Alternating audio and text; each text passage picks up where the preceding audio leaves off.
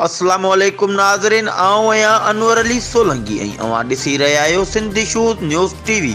Sindhi shoes news TV bulletin में अवां खे भलीकार ख़बर शामिल कंदासीं। ज़िला नौशारो फेरोज़ जे ब्यूरो चीफ अलीज़मा कलोड़े जी थारूशाह वार्ड नंबर 4 बुर्ट कॉलोनी में वॉलीबॉल रांदि जी आड़ में जुआ जहिड़ो कुदो कारोबार हलण लॻो।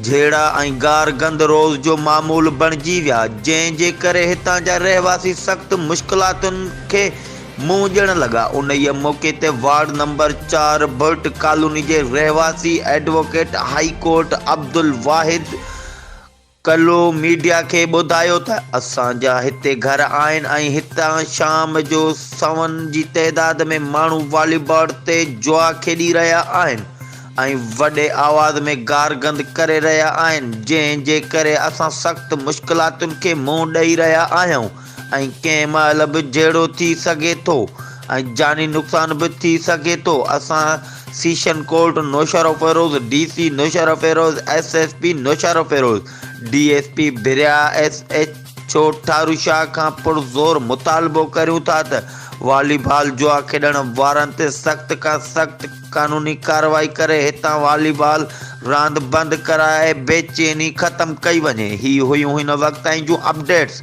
वधीक ख़बरुनि ऐं अपडेट्स जे लाइ ॾिसंदा रहो सिंधी शूज़ न्यूज़ टीवी।